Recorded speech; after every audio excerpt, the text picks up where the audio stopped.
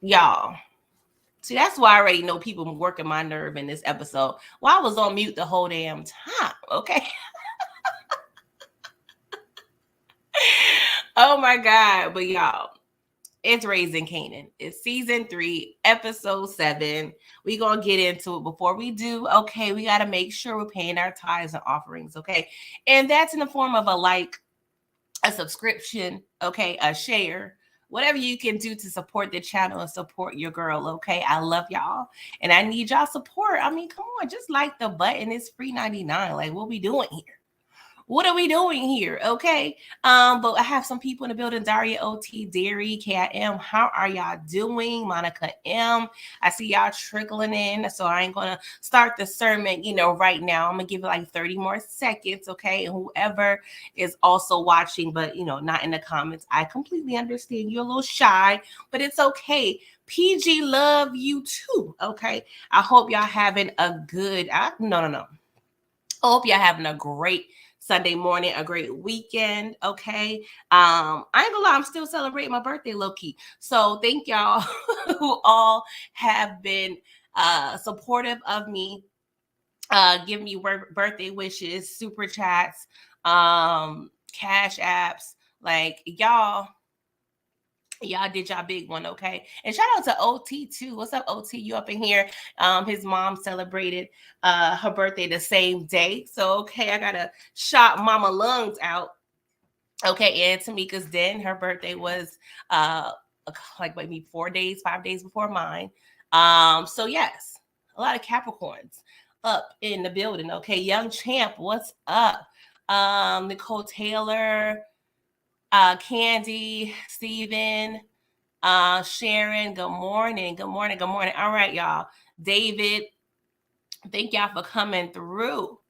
All right, y'all. Let me finish drinking my cranberry juice real quick because we got to get into some things, okay? Whew, that was refreshing. Okay. Does that sound old for real, y'all? Like, is drinking cranberry juice old? Am I officially old? I already got an old palate, so let me just be quiet. Let me be quiet. What's up, Big Wolf? Oh, Jesus Christ. Take your time. Thank you, OT. I appreciate it. I appreciate it. Can I get an amen? All right, y'all. So we already start off with the foolishness and the confusion of it all, right? So I can't even say Paul was over there really minding his business because he already is in a bad predicament, okay? But I guess he had a long, stressful day of getting high and trying to find work, what I'm saying, for his job. So he was like, I'm gonna go ahead and relax, do a little crossword puzzle. Like, it just reminded me of my uncle. Like, that was the good old days when you had the crossword puzzle in the back of the TV guide. Do y'all remember that? Do y'all remember that? Like, those were the good. That was before social media, for all these streaming apps. Like, we was over here using the brain cells. Okay. What's up, RC? So Paul was over there minding his old business, and who we see? Who do we see? Ronnie over there with his goons. Thank you for the Cash App, Kim. I appreciate you. Thank you, boo. Oh my God. Y'all over here still blessing your girl. I'm just saying. I appreciate it. So, of course, they take Paul out of his apartment and insert him into Kanan's apartment, okay? It may be Kanan and Ronnie's apartment at this point because Ronnie that made himself comfortable. He over there eating breakfast. Like, he's doing all the things, okay? But let me tell y'all real quick, it don't take Tony Danza to see who the boss is, okay? Right now, you can't tell me that Kanan is not the boss of this organization. Like, I don't understand, Ronnie. I'm trying to understand. Like, I'm very good with math, and I'm just trying to understand this, algebra equation because you was pressing your little brother so hard, and you marked him because it seems like you wanted to be the big dog. But here we are current day, and you sitting here taking orders or being submissive to a teenager. Make it make sense. Now you can argue and say, well, Kanan looked like he out there doing that work. You know what I'm saying? Okay, whatever, but still. You still over here was getting upset, taking your glasses off when your brother pressed you about doing the bed shit. Talking to Pernessa, off and Dean. And you was arguing that you was the big dog. You the big dog. You what Martin say? Stomping with the big dogs. You act like you was a big dog, Ronnie. But now you over here taking orders from a pup. Like, make it make sense. But Kanan, he tells, Paul that, him and Ronnie are business partners. But at this point, Kanan's just being nice. Kanan is being nice because I don't understand Ronnie. But I'm going to move on, right? So Paul, he a little scared. You know what I'm saying? He's like, Kanan, please tell these people I'm cool. I'm all right. I'm straight. But Kanan was like, you wasn't talking that big shit when I was over here on the block handling with my employees. You wanted to press me. So I'm like, yeah, Paul, stand on business. Okay. Paul, stand on business. You was over here trying to flex on Kanan. Was like, no, I'm a grown man. You a teenager. No, Paul. I'm going to need you to stand on business. So next thing, we see Famous comes in because he's trying to gather his things so he can go back to mommy's house. And of course, Famous already saw, the awkwardness. He was like, nah, I'm going to come back. Y'all look a little busy. I'm going to come back. But of course, Ronnie was like, no, make yourself at home. Because Ronnie is his apartment too now.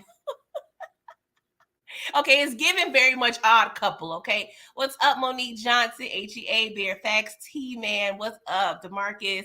Thank y'all for coming through. Make sure y'all all liking this video, right? So, Ronnie is just so damn awkward, but I would be lying if I were to say Ronnie did not crack me up this episode. Just the mere awkwardness of this fool.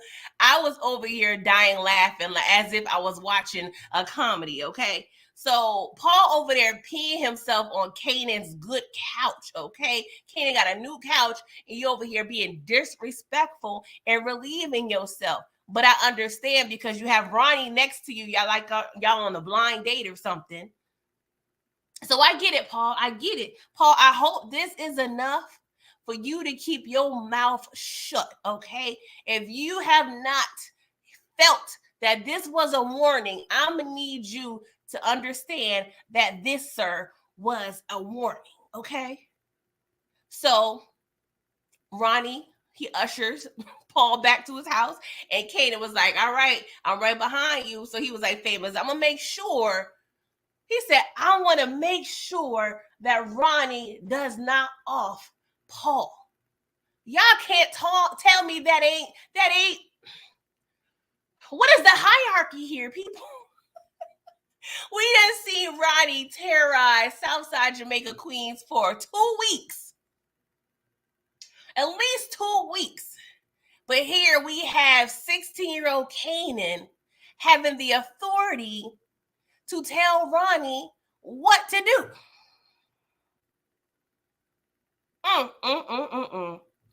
But Kanan also tell Famous, all right, make sure you get your ish and get the hell out of here before I come back. I said, see, and don't get me wrong, we can go back and forth on the friendship debate between Kanan and Famous, but I still don't like Kanan being a whole asshole to Famous, okay? Argue with your mama.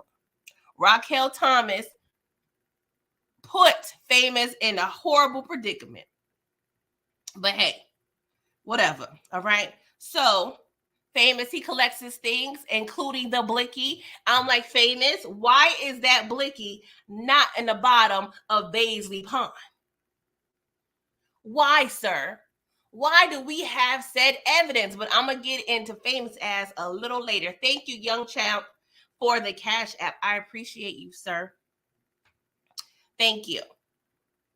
So, This next conversation between Kanan, Famous, and Ronnie. I mean, put that in the vault. Like that's up there, okay? This shit was funny as hell, right? Because Ronnie was like, damn, I thought we was getting acquainted. Why we don't like living here? Hell no, he don't like living there. But low key, he done kicked him out. But see, you see Famous still trying to cover for Kanan. He already displaying and showing he know how to keep his mouth shut. Because if he was over here running the mouth like Kanan said, he was like, well, Kanan kicked me out. You gonna let him see? He ain't say all that. He was like, you know, my mom's want me back and she missed me. And Ronnie was like, well, what's your mom's miss about you? Did she miss your voice? Kanan said you talk a lot. I ain't gonna lie, that shit was fire. That was fire to me, right? But of course, now Ronnie, I don't know if he need a little therapy because he's talking about my mama don't miss me. I said, of course not. Why would she miss your deranged, crazy, awkward, psychopathic ass, Ronnie? Nobody would ever miss you, Ronnie. Nobody. And that's on you. I'm going to need you to take accountability for that, sir. Okay, then we ain't got nothing to do with that. But Kanan reassures Ronnie like, hey, no, sir, you don't got to worry about me. He was like, do I look worried? I can show you what shook like. Like, he literally was 1 centimeter away from Famous. And I ain't gonna lie, I felt Famous peed himself too a little bit. I'm not even gonna hold y'all. But Famous, he's asking, you know, he thought he was on Who Wants to Be a Millionaire. He was like, can I phone a friend? Kanan, can you vouch for me, sir? Like Kanan, you can tell Kanan kind of get off a little bit, having Ronnie press Famous. But at the same time, I can sense a little, like 2% sensitivity in terms of Famous. Because this is the thing that's pissing me off, right? Kanan, you telling Ronnie all this information, but you don't know this man from a can of paint. You just met Ronnie last week, if that. But you over here divulging all this personal information, like, make it make sense, Kanan. I don't understand. But see, it's given, and this is another thing, it's kind of giving Tariq a little bit, right? Because Kanan, from his perspective, everybody in his world, especially Rock, is either a liar or he can't trust, right? Just like Tariq, you know, one new person come around and I'm gonna latch on him like a little leech. You know what I'm saying? So it's giving Tariq a little bit. But Kanan, you can do this. You can talk to your pops. Your father is over there. He's over there. I mean, yeah, Howard working overtime right now. But if you need to divulge information, go talk to your damn daddy and not Ronnie, please, sir. Oh, Lord. But they let Famous go. But of course, Famous has a warning. You know, Kanan tells Famous, like, hey, if he get out of line, I'm going to kick his ass my goddamn self. I said, all right. All right. I don't know. I don't know. Like, is it me? Maybe because I'm getting older. I was feeling some type of way. I was like, I wanted to give, you know, Famous that good old church hug. You know, when they had the sister with the big boobs and she hug you real tight. Like, I don't know why. I just wanted to give Famous a little good old mammy hug. Like, I felt bad just a little bit. Just a little bit. Oh, my God. Yes, Monique, you said even Kanan felt Ronnie was tripping just a little bit. Exactly. Yes, Candy, it was funny and disrespectful at the same damn time. Big Woogie said Paul gonna pull a new Jack City on Ronnie when old man pop. Yeah, and you know, yeah, I was feeling something. I don't know. You know what it says about scared people. Okay. That blinky ain't in the storyline for nothing. I feel like that blinky that Famous got is gonna be used again. Okay. Monica M, you said Ronnie and Kanan are always running their mouth, but always talk about they don't like people talking.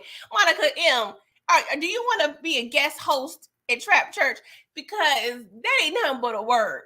That ain't nothing but a word, baby girl. Like, Ronnie always worried about people running their damn mouth, but he over here thinking he working for the National Enquirer and telling everybody his brother business. What are we doing here? What's up, Samara? Thank you for coming through, boo. I don't understand. Talk about hypocrisy at its finest, okay? So we see Raquel Thomas. She over here talking to rich homie Quan because she want to pick up where Unique started. She was like, I know, my side piece gone or whatever, but I'm a good replacement, okay? I want to pick up where he started. So Rich Homie Quan was like, I don't know. Like, I'm going to politely decline. Unique wasn't really making nothing of this business. She was like, see, I ain't neek. I ain't neek, Rich Homie Quan. Like, I know what I'm doing. But Rich Homie Quan was like, girl, this is more sophisticated. We are dealing with that heroin, okay? Not that ghetto crack and cocaine that y'all was selling, okay? This is a little more sophisticated. But of course, when it comes to Rich Homie Quan, it just takes like 1 to 2 sentences to really win him over. So he was like, you know what? I'm going to go ahead. I'm going to give you 60 of them days to prove to me that we can make some serious money. She was like, all right, I'm your girl. I am your girl, Rich Homie Quan. So we see Rock got 2 months, but something tells me we ain't got a good 2 days before some ish go down. Because the way this task force is over here getting on my goddamn nerves, yeah, something's going to be disrupted, but that's okay. All right. Because Tanner's over there pressing Howard about Marvin and his possible ties to the Baisley projects and the tie-ins, right? So Howard, he's treading a little thin line here because he's not trying to completely absolve Marvin from said, criminal activities, but he's also not clearing Marvin from said activities, okay? So that's the thing, like I don't know, Howard. He's trying to be smart, but I already feel these feds, they're already over here. They are over here testing Howard, okay? Like I said, it's giving very much OG Power, very much Angela Valdez. It's giving, we're going to use you for as much information we can possibly get, all right? And then we still going to have our own operation outside of you because we don't trust your ass. And we low-key think Howard probably over there on the board his damn self, okay? If y'all remember OG Power, Angie was right on that board in the midst of Tommy and Kanan and, ghosting them. I can bet. What would I bet?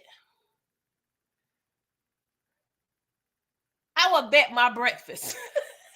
My grits. I will make some grits when I leave here. I bet my grits. Okay, I ain't betting too much, but I bet my grits that Howard is somewhere over there in the next room on that board with Raquel Thomas and Howard and them, okay? But they trying to, because my thing is, y'all got a whole department, but y'all over here pressing Howard. So y'all think, don't get me wrong, Howard, the OG, he probably has more tenure than 95% of the people in his department. And, that's his sector. He know the people, right? But yeah, y'all ain't fooling me, Tanner. You are not fooling me. And that's the thing that pissed me off. Tanner always talking about, well, we got to keep things under wraps. If I was Howard, I'd be like, y'all do that then. Y'all do it because I'm keeping my mouth shut. I'm not telling y'all nothing until y'all give me something. I don't give a goddamn y'all the FBI not. I'm going to need us to have a reciprocal situation here. What the hell look like give y'all all my information, all my intel, and y'all going to not let me know what the hell going on? Where they do that at? What's up, Shell S? How are you doing, boo? So Howard, while he's trying to figure out what's going on with Tanner in this investigation, he see Scrappy mama over here talking to Payne.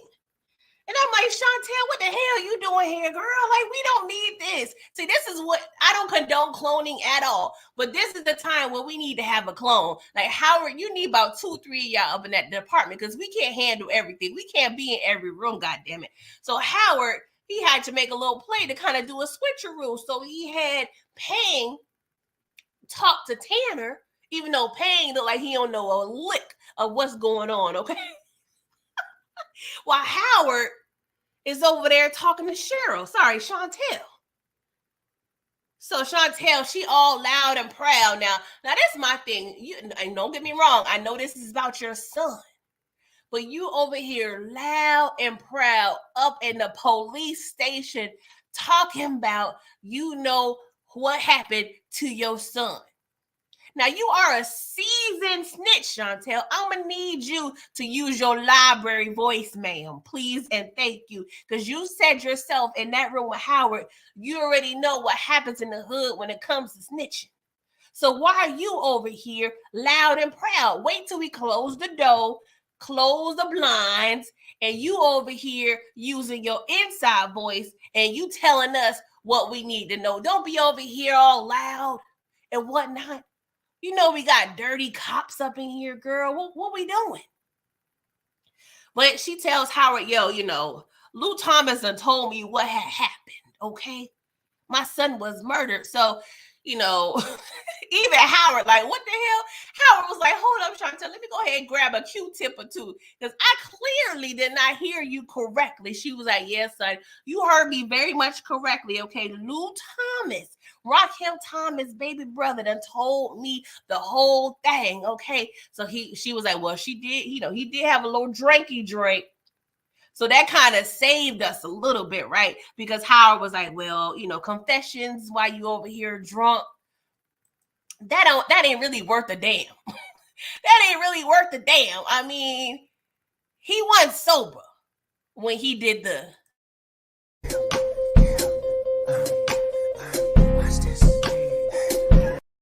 He ain't did it sober, ma'am. So that Lulu, this may be the one time when Lulu being drunk can possibly get him in some shit and get him out some shit at the same time, right? So Howard was like, yo, who else you telling this information? Now you got to keep this under wraps. And Chantel was like, you already know, if this gets around, this don't look good in the hood. And I'm like, okay, I'm gonna need you to remember that the next time you trying to scream in the top of your lungs about what the hell Lulu told you.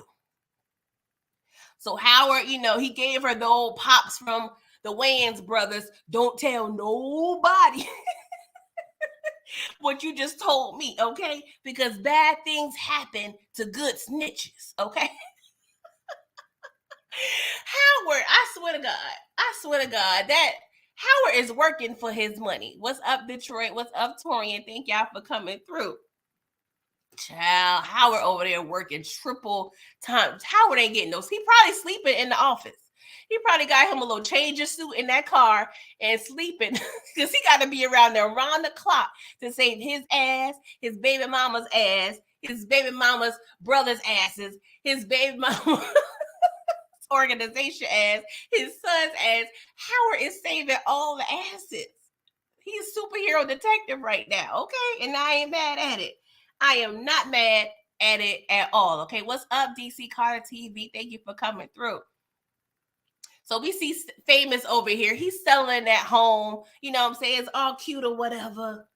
But he puts said blicky in the shoebox right above his clothing. I'm like, oh my God, talk about horrible hiding spots.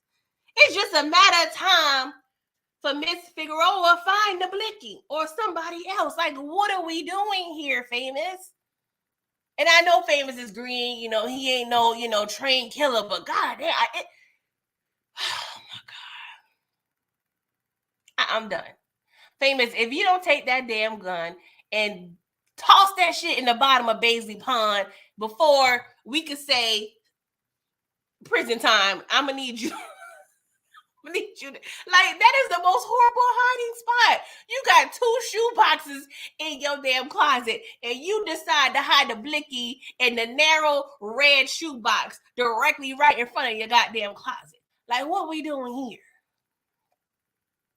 Thank you, Jacoby. I appreciate you. You said Scrappy was a D-boy and wasn't innocent. Are we still having the Scrappy debate, Jacoby?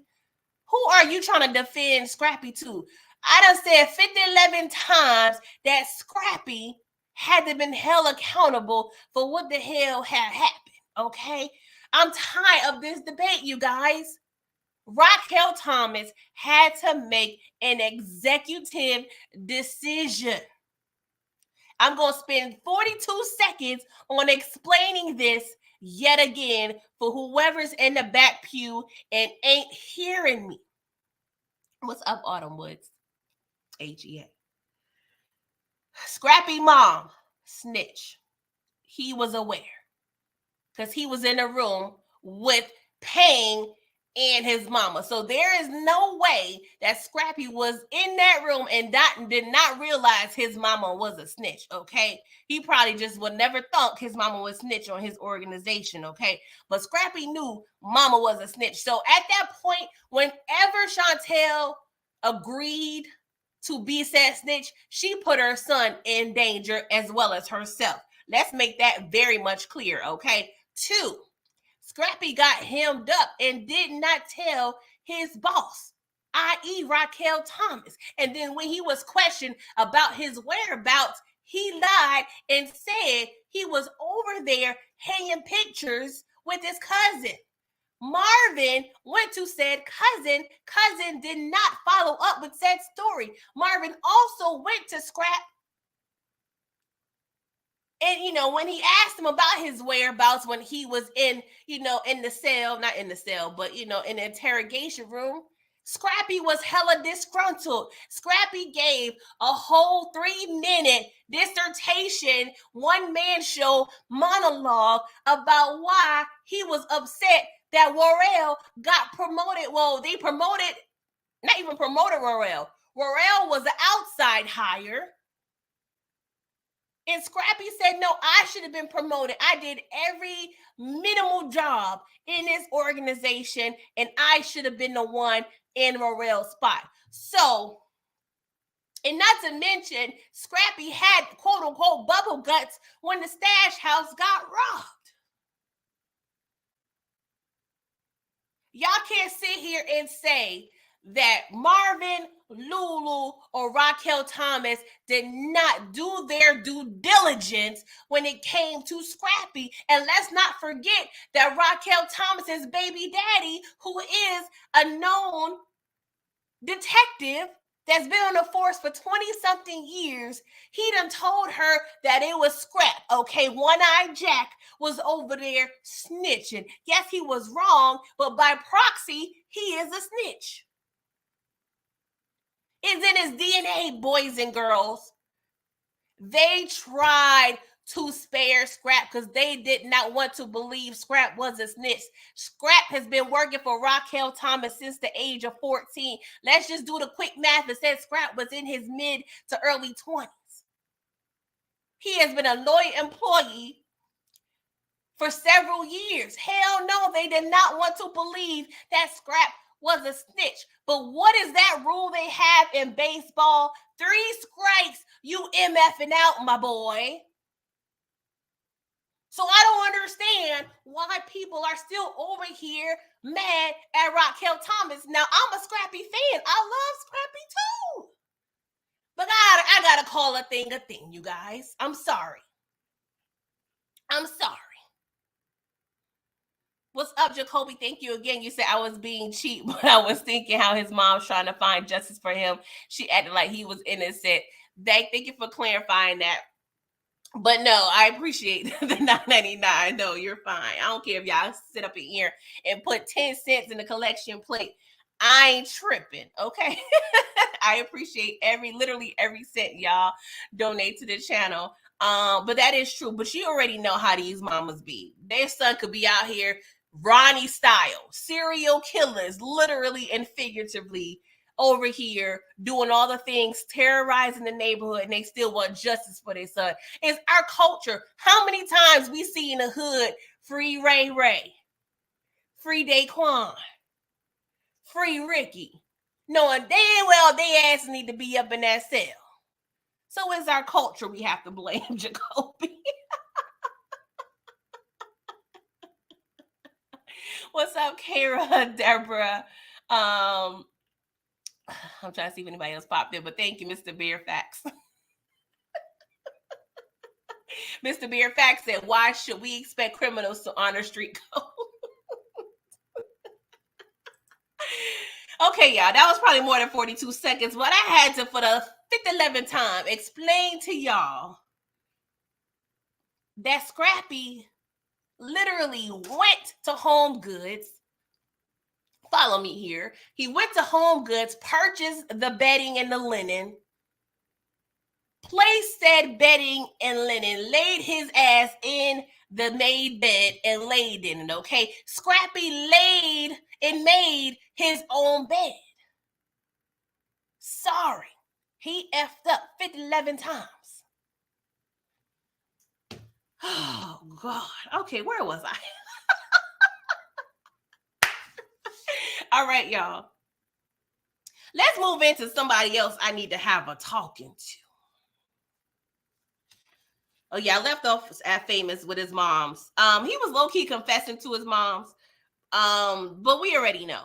We already know something is going to happen. It's crazy because we have two storylines that pretty much are dark right now. We have Famous and then we have Lulu. And I think it's very interesting and telling that we do see these two characters dealing with these very dark matters.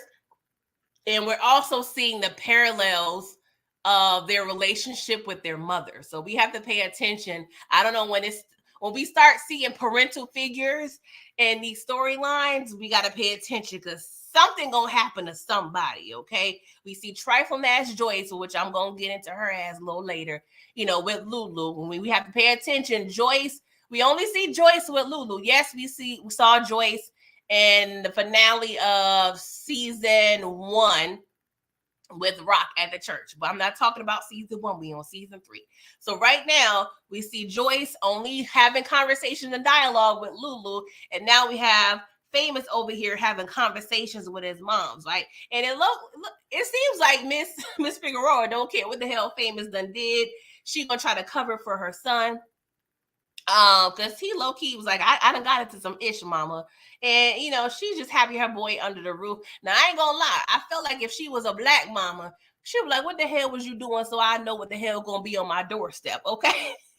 Because you can't tell me that I was over here doing some dark-ish and you up in my house, in my living room, and I don't know what the hell going on. Because 2 months ago, Famous had random white women, okay, up in the bed, and you was over here 38 hot, mama. But your son tells you that he was doing some crazy foul ish out there in them streets when you kicked him out. But you over right, oh, I'm making lunch, baby. Everything gonna be all right. Okay. All right, you better be prepared what's gonna be in that doorstep, Miss Ma'am. Okay. But Famous, I don't know. It's giving I'm about to be on my Lulu.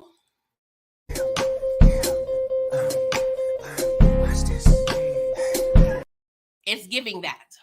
It's giving that. I'm gonna know we gotta keep Famous on a sick and shut-in list, okay? Because let me just say this right here too. When we saw Lulu listening to that track drunk as hell in the bar, and good old Shirley came in, was giving props to the lyrics, right? Well, to the song. Do y'all know? And this is, I feel like they haven't really played the song to illustrate these lyrics because they normally kind of kept the song in the loop, like the first few lines. But Famous on this song said, I wonder if they have evidence. I wonder if they talk to residents. Y'all, do I need to say that again for the people in the back? I wrote it down. Let me, because y'all know I don't like to misquote nothing. What's the 411? Written by Famous, I'm going to say Sean Famous Figueroa, produced and arranged by Lulu Thomas, okay? What's the 411? And I quote, what if they got evidence? What if they spoke to residents? Oh, Jesus. Are the writers just telling us? Child, I'm going to just leave that be, okay? If y'all don't know, tell the people, PG done told y'all what the hell this song is talking about. I'm scared to even listen to verse 2. What the hell, famous? Verse 2 is gonna say, I got the blicky sitting with the Nikes. Oh God, you guys. Hire me if you want to, okay? I could lay 16 of them bars if for the right price, okay? I got the blicky with the Nike, okay? Oh, Jesus Christ, famous. Okay. Woosah. Y'all, bear with me, because Marvin Thomas, come to the front pew, sir, because what the hell we doing, Marvin? Now, okay, let me rein myself in, you guys, okay? So let me get, because we got a pros list and we got a cons list, okay? Let me just go ahead and say I love me some Marvin MF Thomas, okay? Marvin has come a long way, and I love me some Thomas. What's up, booby? Marvin is over here saving little white children in Southside Jamaica. Well, I don't even know if it's a Southside Jamaica Kings. I don't know where the hell Gerald live at. But for Gerald, for you to say that Jukebox Story may be useful because she's living on from the wrong side of the tracks, sir. Marvin living better than you, Gerald. So I'm gonna need you to shut the hell up next time, okay? Anywho, trifling ass Gerald had his daughters, I believe they 5 and 7, but don't quote me, in the dead of winter in the vehicle while he in a nice warm house getting high. What in the hell what, Gerald? So not only you a junkie, you a horrible ass daddy. Because while your ass could, first of all y'all low-key could have been in the house. Do what you got to do in the bathroom if you must do it, and let the girls be over there in their room playing with Barbie dolls. What was the point? Like, I don't understand. Don't get me wrong. I ain't never had no heroin. I ain't never had no crack. I ain't never had no cocaine. Now, I done had a little bit Mary Jane back in the day. I ain't gonna lie. But I can't fathom you driving home, got you a little bit of drugs, take your key out of ignition after you picked your daughters up. Tell your daughters to stay in this cold car for about 20 minutes while you proceed to go inside, take off your button-up shirt, and proceed to shoot the hell up. Like, that don't make no type of sense, Gerald. What we doing here? So, Marvin, take note. If Gerald is willing to sell his daughters out and endanger their lives for a hit, it wouldn't take much for him to sell you the hell out. And I understand, Marvin. I understand the writers are putting you in the crisis intervention sector of this show. Marvin is crisis intervention. I get it. But Marvin, your workload is heavy. Your workload is too heavy right now for you to be picking up new clients, sir. And I said this, I believe, I don't know, it was Brillo's Live or Detroit Live, but I said, it was Brillo's Live, actually. Marvin, you got a whole baby brother, okay? Baby brother dealing with alcoholism that need your help clearly. But you over here pouring into said stranger who's on that heroin. Like, you know how we know the percentages of the feds winning cases, against people is like a 99 percentile rate. What is the percentage of people recovering from heroin? I'm sorry, Marvin, but this is a lost cause. You ain't enough. I understand you trying to cover from Renee because you take blame from Renee, but this ain't enough. This ain't on you, Marvin. Go and attend to Lulu. You help Lulu clean his nasty ass, dirty ass house. Go ahead and make him some hamburger, help a TV dinner, some coffee. I don't care. But get out of this man's house and go on there and attend to your brother. What we doing? Marvin, you literally was in a house full of red flags. This man has sold out his daughters, low key. We found out that their mama is a junkie. She can't help. Gerald done sold out his family from stealing for them. Red flag.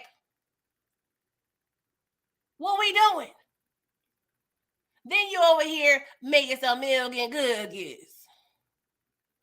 You over here making some million cookies. You over here being Marvin Stewart over here.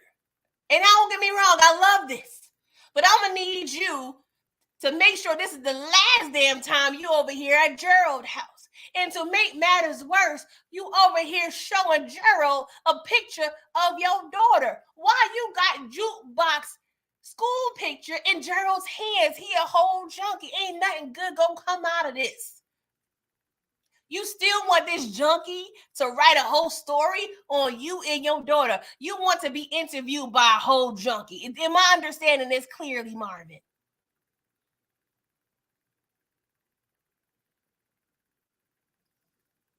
And don't get me wrong, I clearly understand the dynamics. At one point, Marvin was Gerald.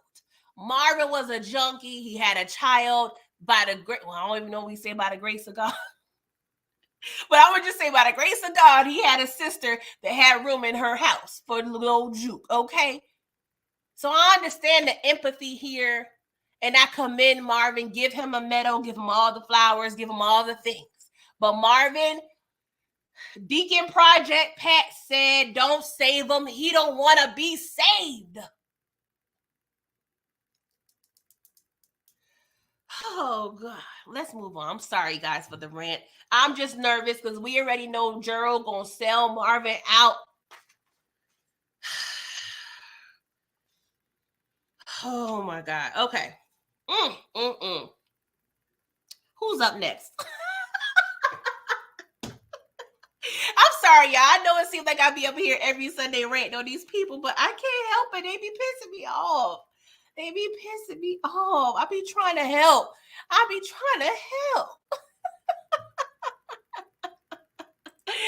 DC Carter TV said Marvin might have to kill Gerald. Somebody gotta go. And it better be Gerald. Oh, Jesus Christ. So I don't know. Next week, we're going to have to see Raquel Thomas tell Marvin, you need to clean this shit up just like you ushered Lulu to Scrappy Mama house. We gonna have to usher Marvin to Gerald house and tell Marvin you need to clean this ish up, sir. What we doing? We can't be having friends outside the game. I'm sorry. This don't work out well at all. Going over there to your brother, nurse him back to health, and leave these people that ain't got nothing to do with us out of our lives. Oh, Lord. Not Big Wolf saying Kanan and Juke got some new cousins. If I see Becca and Amby and what is it, Becca and Amber, I don't know, I'm just naming these little girls. But if I see them over there in jukebox room, I'm a fall out. I am going to fall out. If Marvin don't call whatever child services to pick them girls up, we don't need them nowhere. Not saying, I'm not an advocate for children. We already live a dangerous life. We don't, these girls already don't have a chance with two junkie parents. Like, we don't need them around our issues. No, we don't need that. No,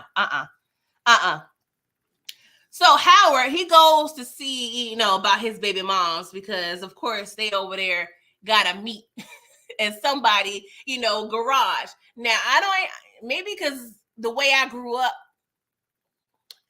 I'm very much a paranoid type of person.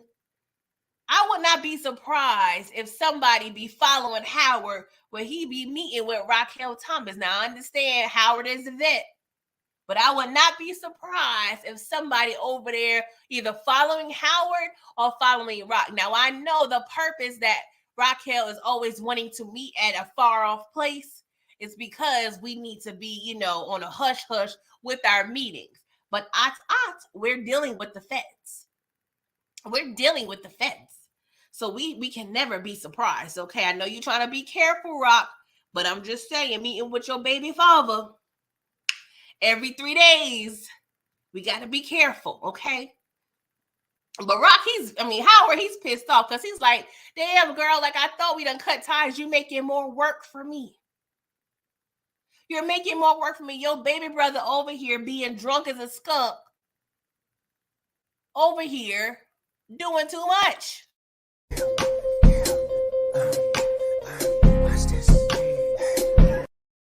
And you can tell, if y'all pay attention to Raquel Thomas's face, she is pissed off, but she is befuddled. She don't know what to do with this information. But she was like, I'ma handle him. I'ma handle Lulu. But she was like, the only reason you over here tight because you implicated too, Howard. Don't forget, Howard, I could blow all this up. Obviously, see, Raquel Thomas, this ain't the time to be threatening people. We on the same team right now. Like, I'm gonna need you to be quiet. And I feel like sometimes she be putting her foot in her mouth. Because maybe if she would have not said that, he would have possibly, not saying 100%, but maybe there was a 50% chance that he would have divulged that the feds is over there looking at Marvin. I'm just saying 50-50 because there's pros and cons to telling Rock what's going over there with Rock, Marvin's picture being all over, the Fed's desk. Okay. So I'm gonna need you to chill out, Raquel Thomas, sometimes because you be talking too much. But we already know how she is. She always gotta, she always gotta make sure she's the dominant one in the conversation. Okay. But she has to understand Howard is doing a lot of work. Them armpits under that leather coat is sweating. I know it's pit stains in those button-ups, like, because he's stressed out. He probably gonna get sick again dealing with this case. I don't even know how he must have been delivered because we heard nothing about whatever the hell he was going through, leukemia or whatever, but I guess he's been delivered. But he does not tell Rock about Marvin being in, questioning, the situation.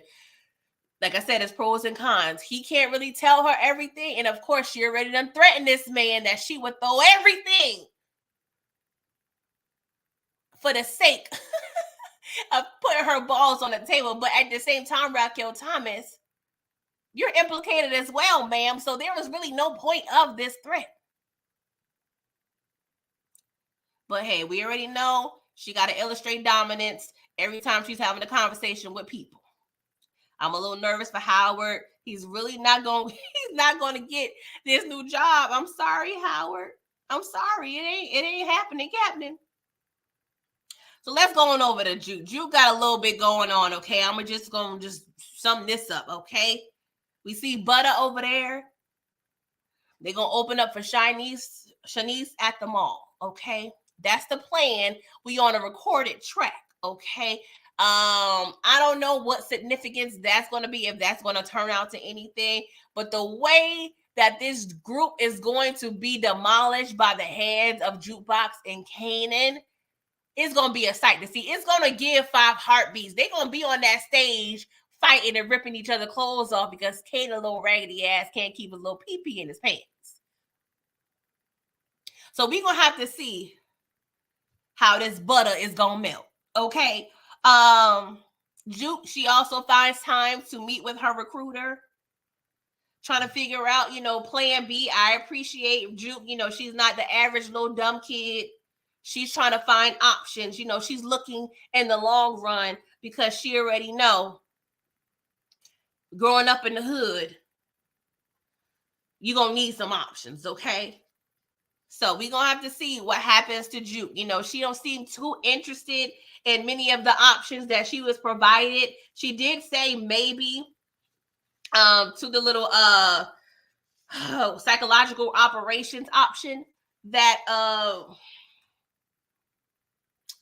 what was the lady's name? Bivens was her recruiter. So we gonna see. I mean, it really, we need to find Juke something in terms of operations, because she knows every damn thing. I mean, good God, like Juke, where the hell you be at to be knowing everybody damn business? I don't understand. I don't understand at all. Okay. Then Aisha over there chucking up the deuces. Okay. She throwing up all of her small and large intestine contents in said bathroom. Okay. My phobia of public restrooms will not even allow me to be bulimic. But hey, it seems like Aisha is going over here and dealing with eating disorders and whatnot. We got Aisha. She's scaring me because she already insecure, unsure of herself. She about to be heartbroken, and she got an eating disorder, so she got to be put on the sick and shut-in list too. Okay. Thank you, Derry, so much for the super sticker, $19.99. Thank you, boo. Thank y'all for supporting your girl. I'm still feeling the birthday love, y'all. Thank you so much, Derry. I appreciate you and your continued support. So we see Kanan over here flirting with Crystal. Oh my God. But he's 1 minute from taking Aisha to a movie date. But he get interrupted by Jukebox, because she still got her 10 toes on Kanan's neck. You gonna rob banks, Kanan? That's what Snap, Crackle, and Pops do. That's that what you gonna do? You gonna be over here with Cleo and them? Is this what we gonna be doing, Kanan? But Kanan was like, you know what? We just associates. Like, it ain't nothing that deep. So Jukebox ain't feeling Kanan. She's trying to save Kanan, but I'm just gonna have to insert what Deacon Project Pat said. Jukebox don't save him. He don't want to be saved. Let him do what he got to do. But I know as cousins and really they siblings at this point, she's going to try to save Kanan, because she low-key just see Kanan as the little ass boy with the runny ass, snotty ass nose. Okay. So Kanan take Aisha to the movies, but she don't want to put out.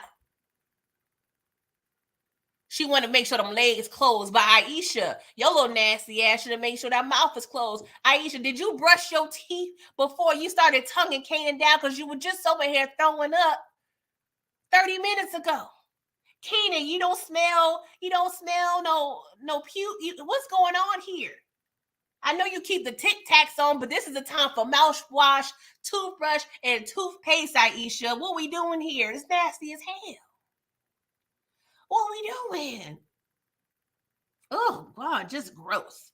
But she don't want to put out. Kanan was like, all right, cool. You can take your behind home. I'm not going to take you home because I got a plan B. So Aisha upset, y'all. So Rock, she go over and, we over there at the Chinese spot because we got works to do, okay? So she told Marvin to low down on what Mr. Watch This did, okay? And Marvin was like, I was befuddled when you told me this information over the phone about what Lulu doing. She was like, yeah, who the hell else Lulu talking to? I said, see, Raquel Thomas is asking the good questions. This is a sign of a good leader. This is a sign of a good boss. This is a sign of a good organizational head. Who else is he talking to? Now, y'all already know I've been championing for an HR department for drug dealers, okay? But this is the time where we really don't need an HR department, because if we did have an HR department, Lulu would have been up over there in HR weeks ago telling all the damn business. So she tells Marvin, you need to talk to him and he need to handle it, clean this shit up. Meanwhile, we go into the restaurant. Of course, the couple was there. The wife, she been nervous. I don't trust that wife at all. But she wasn't comfortable with Unique. She damn sure wasn't comfortable with Ronnie. Now she over here apprehensive dealing with Rock. But Rock was like,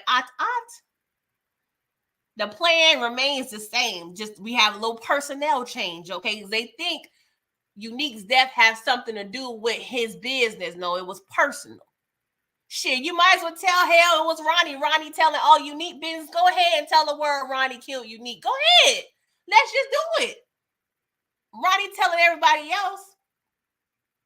Let's just do it. Hey, Jess, talk about it. You said you think Aisha pregnant already. No, I don't think Aisha is pregnant. To me, it would not make sense, because if she is open, I should say open enough to lay down and have a baby and have relations with one person, she would not be apprehensive about Kanan lifting up her shirt.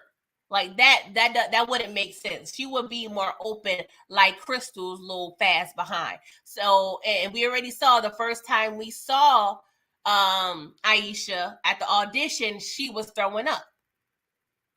You know what I'm saying? So, and then when she had a conversation with Jukebox in this episode, when Jukebox made note of, her quote unquote always eating something bad, Aisha told Juke, I'm working on it. So the mere fact that she says I'm working on that, and we're always seeing her throwing up, and we always, we see her not necessarily, going to third base, quote unquote, with Kanan. The only other option I would see is her having an eating disorder. And we already know that she's very unsure of herself. She don't think she's good enough. So that is on par and on brand for someone with some type of eating disorder or mental disorder. I just wanted to address that because I meant to earlier, but I had Jess up in here asking the good questions. So I just wanted to let that, be known, in terms of my thoughts. But Rock, she didn't even set up good in one restaurant yet, but she said, F all that. We need to know if we need to know if you have any more restaurants that you own. That's what I'm saying. Raquel Thomas, she's a lot of things, but she's very much forward thinking, okay? So she finds out that good old Unc owns 20 restaurants spread out through Brooklyn and Queens, which is perfect because she always said she wanted to be the McDonald's of crack, okay? So now it's about to be Heron. Now we sit down with Unc, which was a funny scene. I love Marvin in this scene because all he worried about is eating. Trying to eat with chopsticks. I mean, I know how to eat with chopsticks because I'm a little cultured or whatever, but I ain't gonna lie. Certain things, just give me a spoon, please. Give me a spoon, please. I don't have patience. All right. So Unc, he told Rock, I want a percentage of your business. We could share the successes and failures. See, that's what I liked about Unc. He's not saying like, oh, I'm just gonna be here for the glory days. He said, no, we're going to go through the trenches together. If we need to go through the trenches, like we going to be stuck together like glue when it comes to the good and the bad, the pros and the cons. So I like Unc off rip. Like I'm feeling Unc. All right. Let that be known. But Rock, she's not showing that she's thirsty. She said, hold up, let me go ahead. I'm going to look at your list of restaurants and locations. I'm going to do my due diligence, do my research, and then I'm going to circle back to you. Tell me Raquel Thomas ain't made for the boardroom. I'm just saying, give her her things. Give her her things, please, and thank you, okay? I'm just saying, she is deserving, okay? Oh, Jesus. Let me just get some more juice in my system. Y'all just stay tuned for this little 10-second commercial break, please. Shout out to Mo.J. This Pretty Girl Loves Trap content. You are listening to the soothing sounds of Pretty Girl Loves Trap content. And the trappiest content you, yes, I said you, can listen to. Thank you. Shout out to Mo.J. Please make sure y'all like this video, okay? It's 50-something y'all up in here. Please and thank you. All right, so further illustrating the mastermind of Raquel Thomas. She's doing the recon. She's over here staking out at least 3 locations. She pulled a good old 12-hour shift trying to figure out the ins and outs of the logistics of these restaurants. Like, who else is putting in that work? I'm just saying, you got to give it up for that. You got to give it up. So the next morning, because she gathered up enough intel, you know what I'm saying? So she goes to the organization that looks like they're in charge of the distribution, right? And so she goes there and we immediately peep a chatty ass receptionist, okay? Because Rock was like, well, what y'all do here? I'm thinking about opening up a restaurant. She was like, oh, yeah, we supply them with linen, equipment, janitorial supplies, and other stuff. Emphasis on the other stuff, right? So, we see the boss, if you will. He comes in and he was like, well, what's going on here? She's like, I'm just opening up a business, trying to do some research. He was like, well, we're very busy. We don't supply to nobody that ain't dealing with no Chinese restaurant. I was like, boy, if you don't get the hell out of here.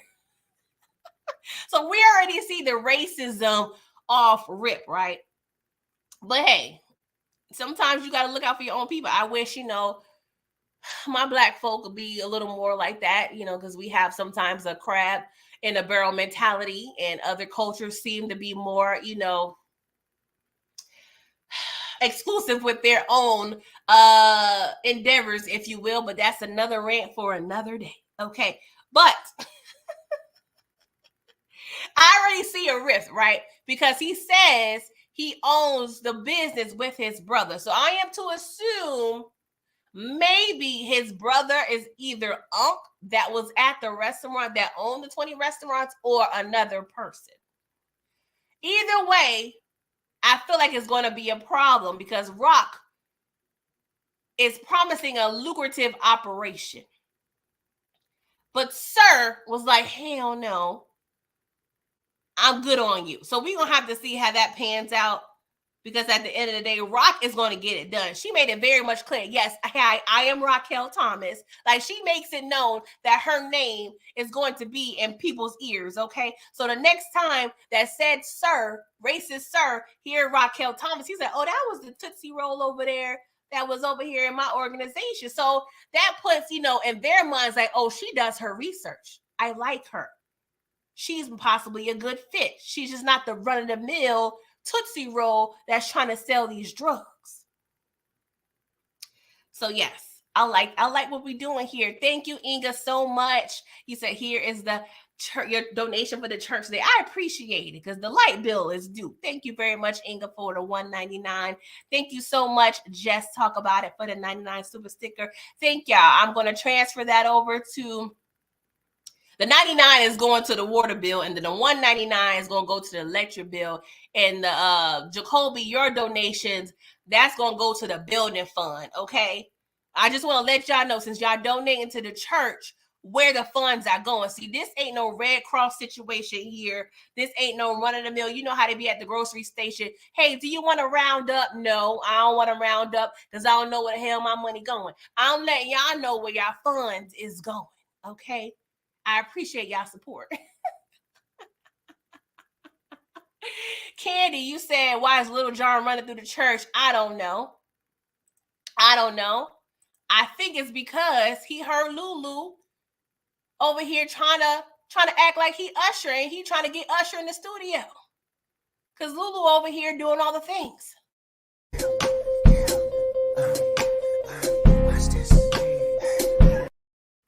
That's why he running around the church, because he can't believe that Lulu over here thinking he Usher. Anywho, oh Lord, Lulu over here drunk as a skunk, and Marvin doing big brother things. Okay, Marvin's days are just as busy as Raquel Thomas. Okay, so he goes over there to Lulu in his fake ass studio, and was like, bruh. Now, I ain't gonna lie. What he told Lulu was a little scary. I don't know if it's foreshadowing or not. Okay. But Marvin, who is the head of the crisis intervention department, he asked Lulu, hey, if you want to kill yourself, do that shit alone. Please don't take everybody else with you, okay? Well, what we doing here? So, of course, Lulu, he confused, right? Because he's like, why is my big brother over here yoking me up? So he told Lulu, you was over here at Scrap's mom's house, and you was real chatty, nigga. I ain't gonna lie, that shit took me out. That took me out. And Mr. Watch This said, he said he don't even remember doing said thing. I said, are you serious? So not only are you snitching to a snitch, you don't remember you are snitching to a snitch? That is dangerous, that is reckless, and that is foul, and y'all can't tell me that that is some BS. I would feel better if Lulu would have said, yeah, I did that ish. I did that ish. Like I would, you could have inserted Kanan. You could have inserted Kanan in his narration. Like for real, for real. Whatever they saying he did that shit. Like I wanted some accountability, Lulu, but you failed us. You failed us. So I'm just saying it here, y'all, and y'all know I love me some Lulu down. But if we got to take care of Lulu, oh, I can't believe I'm about to say this. Oh God. If we got to do something, Lulu. I'm sorry, y'all. If the task here is to save our butts in our organization, we got to do something to Lulu. I don't know what it is, and I am not a fan of going to the extreme. But if you over here blacking out and snitching, okay, confessing to crimes, and you not even, okay, you maybe you an accomplice, but this ain't even your body to confess to, Lulu. What we doing? What are we doing here? I don't understand. And don't get me wrong, and Detroit and I, you know, and the Canadian Plug and Booby, we talked about this the other night. You know, I am a fan of Raising Kanan for many things, right? And this, what I feel, sets Raising Kanan apart from the other installments of the Power Universe. It's because we are getting layered situations, layered storylines with drug dealers. I love that. I love when we take a deep dive into the psychology of what it takes and what goes behind being murderous drug dealers. Far too many shows show the glorious pow pow. We see the glitz, we see the glam, we see the drip, we see the women, we see the clubs, we see all that good stuff, right? But we don't get to see the ugly. And this, boys and girls, is the ugly. So what Lulu is going through is pretty damn common, honestly. Now, I hate the fact that they wrote that he snitched to mom to Scrap's mom's house. That's the one part I was like, all right, writers, y'all going too far with this. I don't like this at all. But I have to rock with what they giving me. Pun intended, no pun intended. But I love Raising Kanan because they get to the nitty MF and gritty when it comes to the drug life. The stressors, the psychological issues and effects. You know what I'm saying? They also show the redemption through Marvin. So I love all these storylines. It just makes a beautiful story to me. Now, I also must say, this ain't for everybody. I used an analogy the other night with Detroit and them. You walk into a library, you see a kids section, you see the Cat in the Hat, Dr. Seuss, he has a slew of options. And then you also go, you know, there's a nonfiction, there's a fiction option, there's Moby Dick, there's 48 Laws of Power. You know what I'm saying? There's options out there. So it's up to you and your mindset of what you choose to watch and to read. You know what I'm saying? If you a Cat in the Hat person, you may go over there to book 2. If you like Moby Dick, go on over here with us. We're Raising Kanan. But I don't want to hear, no, don't get me wrong. I'm all about opinions. Everybody's opinions can differ. That what makes it fun. But y'all not gonna sit here and say you hate character development. Because what are we doing here? If there is no character development, we do not get attached to said characters. And that makes for a horrible situation, because what, you're not going to have a true following. If we kill off all the cast every season, that makes no sense. That makes no sense at all. That's what makes us drawn in as an audience, to feel what these characters are going through. So when they go through the climax, the pivotal points of their life, we feel it. We're attached. Yes, Jukebox over here doing the choreography, having a great relationship with her dad. Because we already know the BS she gonna have to deal with in about 10, 15, 20 years. So let us go through the motions. Okay, I think I'm gonna get off my soapbox. I don't know where that rant came from, guys. My bad. Okay, so, oh God, I really want to continue this rant because I don't want to talk about punk ass, whack ass Ronnie and Juliana. Why are y'all giving us this new couple alert? What are we doing here? I don't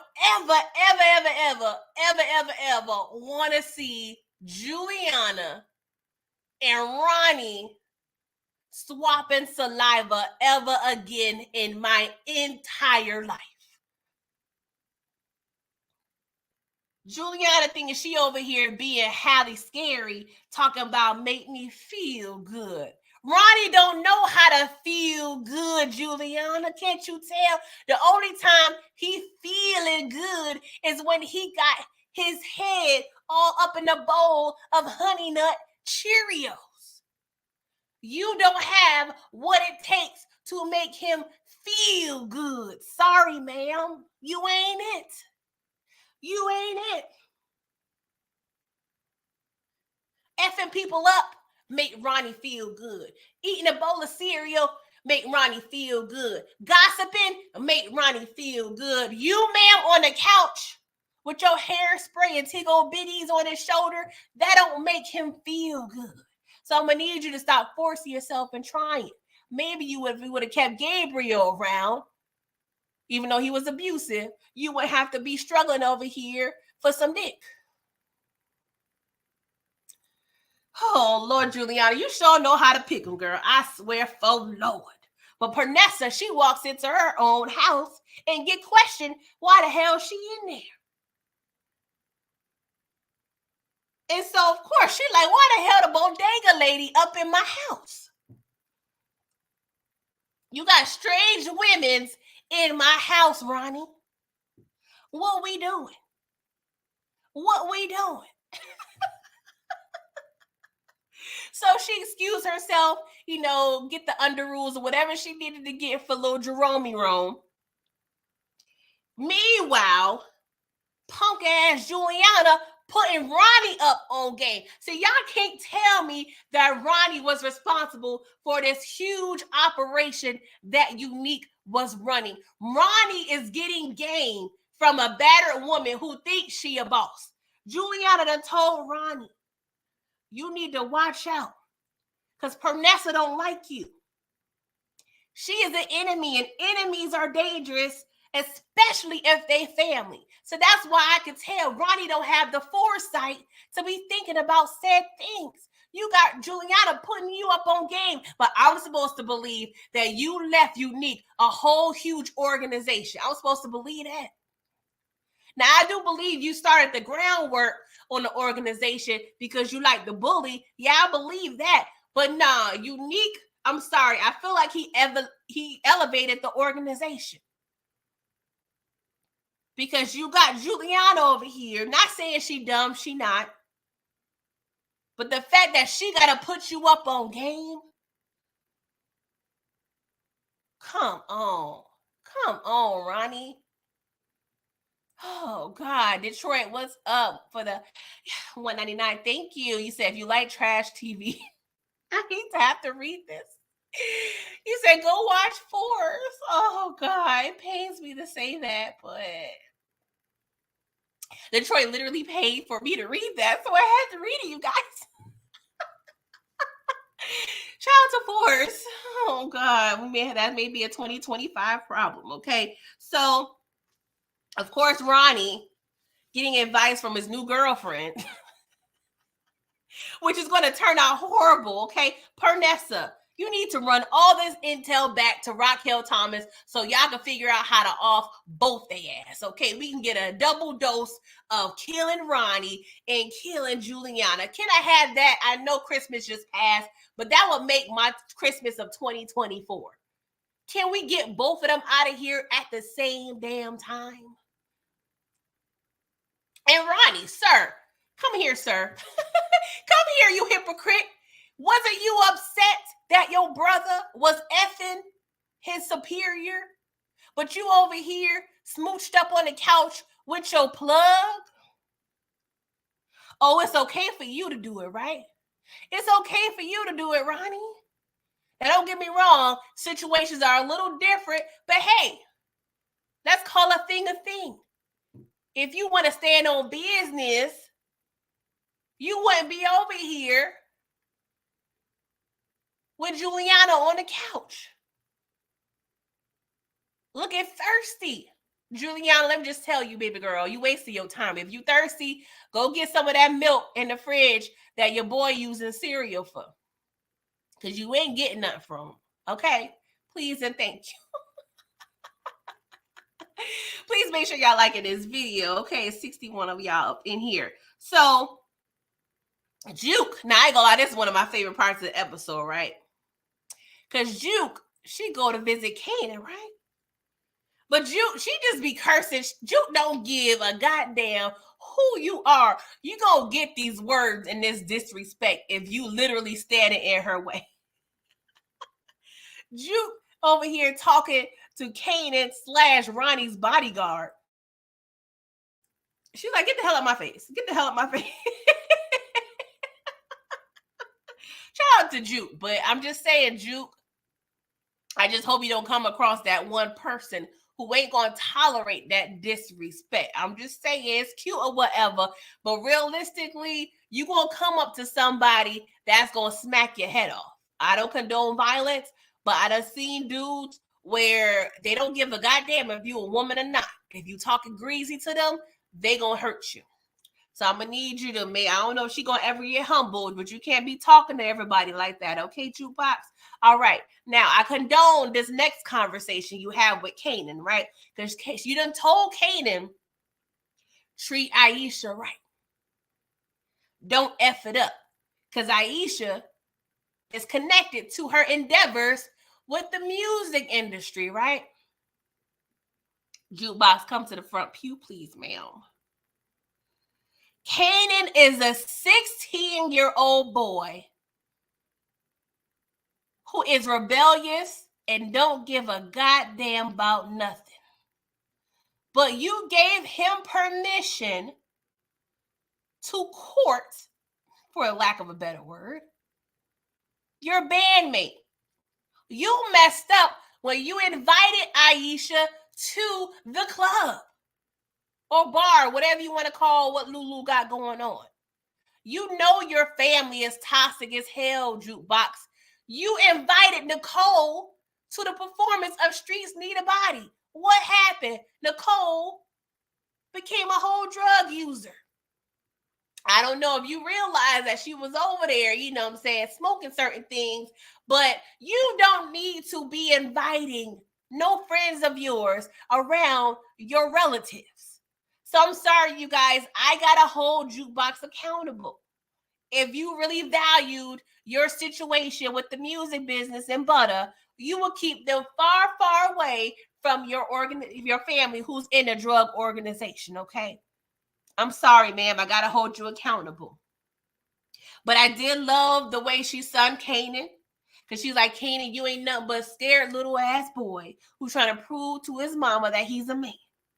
I wiped your nose, little nigga. Like, what we doing here? Don't try to play me. So I ain't gonna lie, I do like that because she's trying to save Kanan, but like I said, Deacon Project Pat done told you, don't save him. He don't want to be saved. Sorry, Jude, you're going to have to let him go. But she going to keep trying until he really F's that whole group situation up. Even Ronnie wonder, he over there eating his cereal. I'm like, Ronnie, you buy just multiple boxes of cereal at every place you're gonna be at so you can have cereal readily available? Like, what are we doing here, Ronnie? What are we doing? Ronnie just be walking around the streets of Queens with said box of cereal and a gallon of milk and a bowl and a spoon. Because you can't tell me Ronnie's OCD ass is eating his cereal out of dishes that Kanan and Famous got up in the apartment. You can't tell me that. So Ronnie got a whole lunchbox with milk, cereal, a bowl and spoon, and he toting it around looking like Arthur in the streets of Queens. Okay. But I did like the fact Ronnie was like, I can talk to her. And Kanan was like, you ain't never talking to her. Like, that shit was funny as hell. And he clearly stated, Ronnie, this business and my family, that's separate. I feel like Ronnie is probably going to overstep. And we're going to have to see what happens. Because what did we figure out today, boys and girls? What did we learn today? That we don't need Tony Danza to figure out who's the boss in this organization. It's clearly Kanan. Thank you, HFG. I appreciate the super chat. You said, happy Sunday, PJ. I missed most of the live, but I'm hit the replays later today. Kanan really turned it into a little demon. Shaking my head. That is facts. I'm clear. I'm not a huge Kanan fan, you guys. There, I said it. I don't like Kanan at this point. I understand we have to get here and it's going to get worse, but just let it be known, I'm more invested into the Thomas siblings at this point. Okay, I done seen crazy ass Kanan for about 4 seasons of OG Power. I'm good. I'm still riding this roller coaster. I understand, but I am team Thomas siblings at this point. Hey, Inga Boo, you said this girl group mess is going to fall apart before the season's over. Jukebox is going to beat the crap out of that chicken head Crystal. That is facts, and I cannot wait. I cannot wait. And speaking of Crystal, real quick, I cannot wait until you realize you done effed up. Because the way Jukebox is going to dig at that ass, I am going to thoroughly enjoy every millisecond because she done warned you. She done warned you to stay away. That's Aisha's man. Now, even though she don't F with Aisha like that, come on, that's your coworker. Like, what we doing here, Crystal? But Crystal, she fast. I'm gonna just say she fast, right? Because she went ahead. I don't know if she paged or called Kanan, right? And you over here making fun of Puke Box. But Puke Box didn't brush her teeth before she was swapping spit with Kanan at the movies. And then what did Kanan do? He took that nasty ass mouth and all of Puke Box germs and proceeded to go to your apartment. And guess what you doing, Crystal? You over there swapping spit and share the same saliva that Puke Box had in Kanan's mouth. So yeah, I think that justice is served at this point, right? Because she was like, oh, you don't like bold girls? I said, no, he don't like bold girls. He like old girls. Okay, Crystal? His last chick was 32. But you gonna see what's gonna happen. I feel like Crystal is gonna be a casualty. I feel like if she stick around Kanan is in a dangerous life, she may die. And you know what? I'm not going to cry, okay? I'm here all week, people. Oh, gosh. Inga, thank you so much for the $4.99. You said I can no longer eat Honey Nut Cheerios anymore. I am now switching to Apple Jack Cinnamon Cheerios. That's because, correct me if I'm wrong, right? I'm 99.9% sure that Omar liked Honey Nut Cheerios as well, right? From The Wire. He was always worried about his honey nut. Pause, but no pause. So maybe it's something to where Honey Nut Cheerios and serial killers. I don't know. Maybe it's something there, guys. I don't know. Somebody do a study, please. I know it's been a study. So we gonna see. Kanan look like he got a new roommate in Ronnie, and we gonna have to see how that pan out, right? Oh Lord, all right, we almost done, you guys. I'm sorry. Church lasted a little longer than anticipated, but y'all rocking with me, and I appreciate y'all, right? So let's talk about Captain Burke and Adina, right? So Captain Burke, he went over and collected Burke's things, right? And I ain't gonna lie, if I was Howard, I was like, let me look in that box and just make sure everything good. I hope my file ain't in that goddamn box, okay? I don't know why. I was like, Howard, go run a play to where you can distract Captain Burke, because you need to make sure they nothing yours in that goddamn box. But I think Burke, all her intel with Howard, she had that either her apartment or Dina's apartment. I don't know. But she didn't know she was going to croak. Therefore, I feel like Adina still has those files, you guys. I don't know. I'm a little nervous, okay? Toria, you said it's a black church for real. No, we ain't doing no 3 hours. I'm going to give y'all a good 15, 20 minutes max. But yeah, we not doing that. Yeah, we not doing that unless we're going to have to throw this collection plate around and check the likes. Check the likes up in this video. Okay, make sure it's sufficient. All right, DeMarcus, thank you for the super chat. You said Crystal is the younger version of Rock, and this is why Kanan is attracted to Crystal. Rock was fast, also had a baby at 16. See, DeMarcus, why you got? Oh Lord, DeMarcus. You know one thing DeMarcus gonna do? He gonna tie some shit together. Okay, I love you, DeMarcus. I like the right, but you crack me the hell up. I cannot deal. Okay. Yes, Aries doubting for movies. Just at 55 in the chat. Hit that like button, okay? Before that Usher board come over there. We don't want no problems, okay? I may have to make you a moderator, Aries, because we over here. The church is full. The church is full right now. Only got 2 ushers, okay? We need a third one. We need a third one. What's up, Brillo? Thank you for coming through. So, y'all,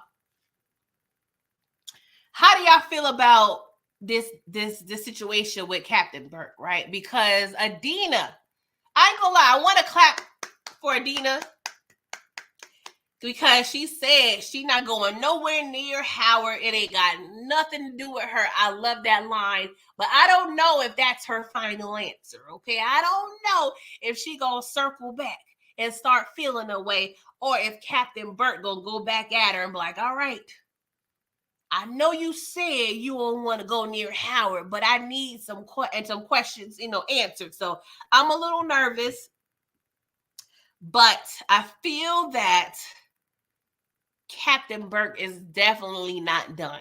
He already said he'd be up all night trying to right his wrongs with his daughter. So I'm pretty sure he's going to be doing his own investigation or having a little chatty chat with IA or the feds, right? And so you know what, when we found out about Howard's quote unquote unofficial transfer or promotion, I'm not sure if it's a lateral move or if it's a promotion, but we already know Howard is unofficially a part of narcotics, right?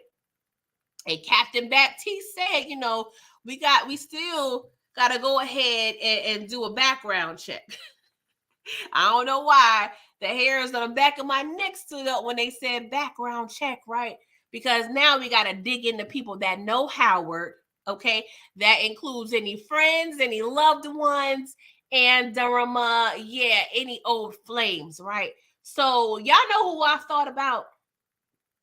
And I know we may get into, it's not attorney-client privilege, but it's like doctor-client privilege. And I'm not sure how or if HIPAA laws were in place at this time.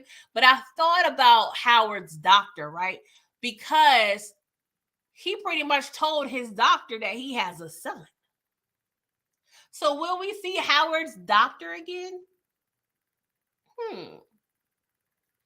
We know, he had a young lady that he would have transactions with.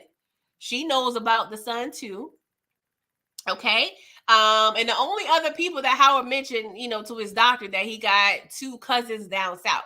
And I'm pretty sure we're not going to go as far as trying to dig them up. So I don't know. I expect to either see his doctor or, and I forgot her name. And I know DeMarcus, you know it. Yes, thank you, Andrea. I couldn't think of it just now. We're going to see either Andrea or his doctor in the next episode or so.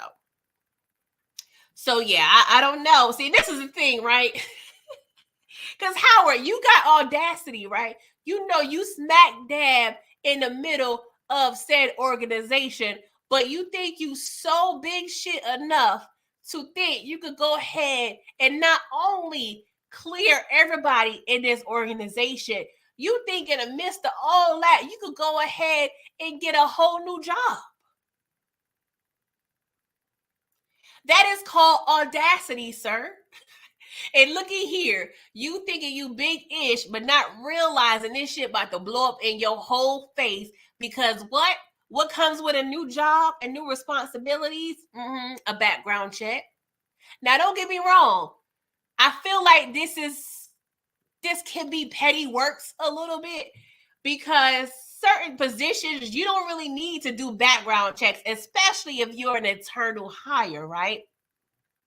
Because it's like, we already did an initial background check when you first got hired. Granted, that was 20-something years ago, but most companies don't redo a background check. I've been in situations where I got promoted with it. I didn't even do no goddamn background check. Now, it wasn't the NYPD. I get it. But I feel like this is a petty inner works of the FBI. But it's going to blow up. So we're going to have to see how Howard not going to get this damn job. Y'all, when Ronnie approached Pernessa with these groceries in her hand, I think I peed a little bit in my pants, because what you not going to do, Ronnie, is come out of thin air in broad daylight. Like, we not doing that, okay? Because he scared her. I thought he was just going to jack her for the groceries. He's like, nah, I ain't going to jack your groceries, even though that honey nut box looked mad good. I'm not going to do that, right? But and that's the thing. That's the thing he didn't have that his brother had. See, Unique was suave. He was debonair. He had the gift of gab. You know what I'm saying? Unique can talk the pennies off of anyone. But Ronnie can't even convince Pernessa that he low-key didn't kill his brother. Talking about we family. I just will make sure you good. The killer's still out there. You or Jerome got left. Hint, hint, wink, wink. I'ma kill that ass if you don't be quiet. Pernessa, please clip this man. I understand this is not really what you about in life, but you got to be in this sometime. They did not show Pernessa getting bullied by Ronnie all season for her not to be the one that does him in. Damn near every episode, we see her either getting disrespected by Ronnie, getting pushed by Ronnie. She's always the victim of Ronnie. So it has to be, as a viewer, it has to satisfy me as a viewer and a lover of this show to see Pernessa get back. You didn't bully me. You didn't push me. You didn't steal my baby father's jewelry and life savings and threaten low-key my son and stalk me for me not to get my get back. I'm sorry. It gotta be Pernessa. That's the only way. Just right, yeah. Dial in for movies, Aries. It gotta be Pernessa. It gotta be Pernessa. Or they could have a sister-wife situation, and it could be Pernessa and Rock. Like we probably need 2 people involved, okay? But I definitely desperately need Pernessa to get her get back. We need justice for Neek Neek. Because if it ain't Pernessa, I ain't gonna lie. I don't care who killed Ronnie. Let's make that clear. Ronnie just gotta go. But I just feel like the little cherry that's typically on top of a yummy dessert, that has to be Pernessa. Get her get back. Thank you, Candy Girl. You said new trap church rule. If you don't hit the like button upon entering, you will have to watch your old silver. Tooth kids, we tired work for free for real.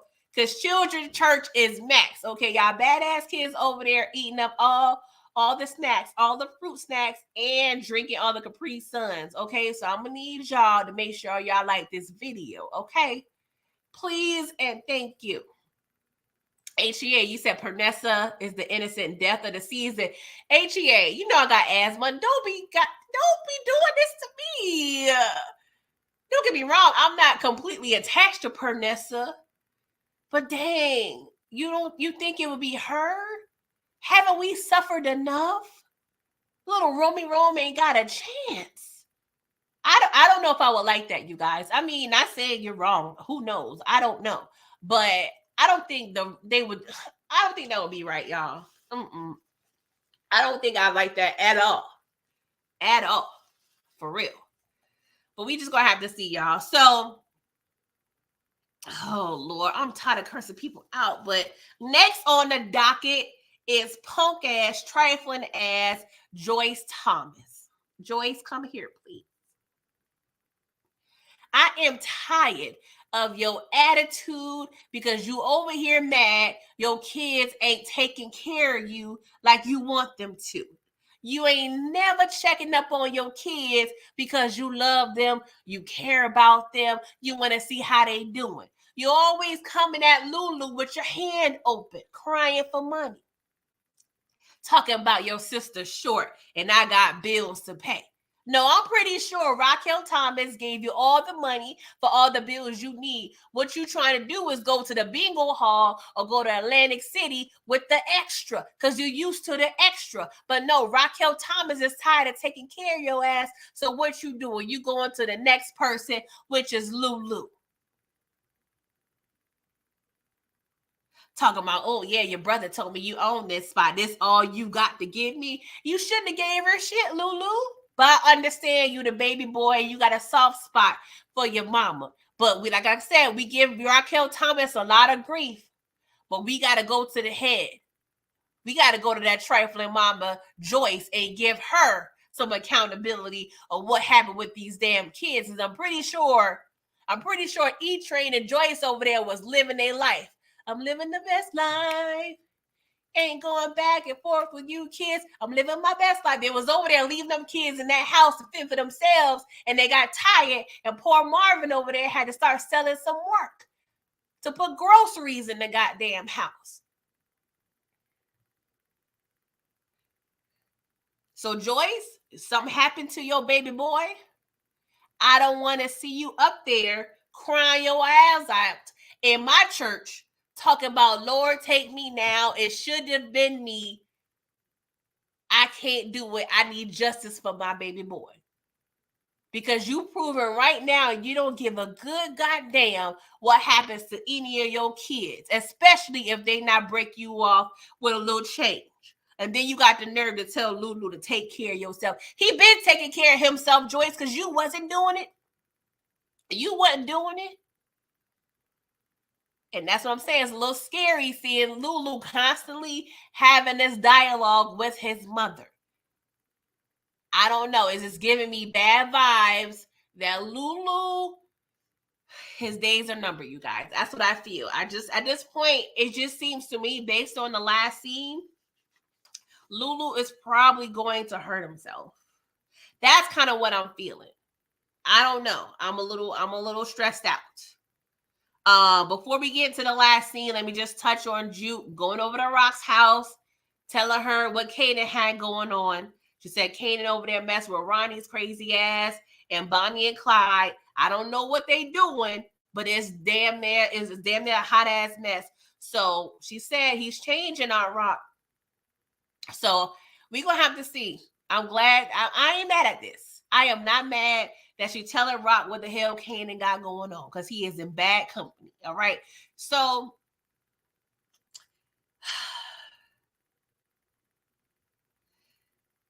oh God. Okay, y'all. Okay. Let me get it together because it's a lot going on.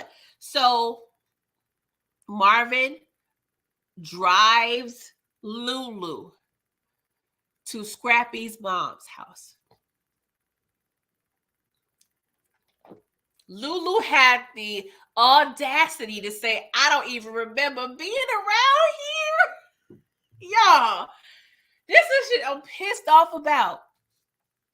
Lulu, you getting so drunk to the fact you don't even realize what you be doing. I'm sorry, that screams liability. I'm sorry, it just screams liability, and I can't have you out here throwing us under the bus, Lulu. We can't do that. The goal here is to have a successful drug organization. We cannot have a successful drug organization when you out here getting drunk. Mind you, you're not even clocking in and out anymore. You on long-term disability, so you low-key not even an employee no more, but you're still over here doing the goddamn most.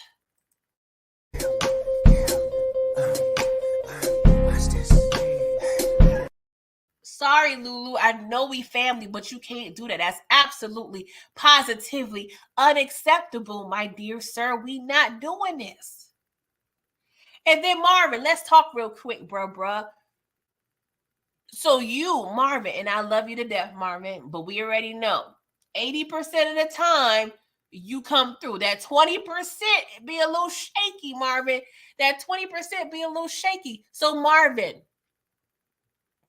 you got your boy, your baby brother, in the passenger seat. I can't even talk because this shit's so trifling.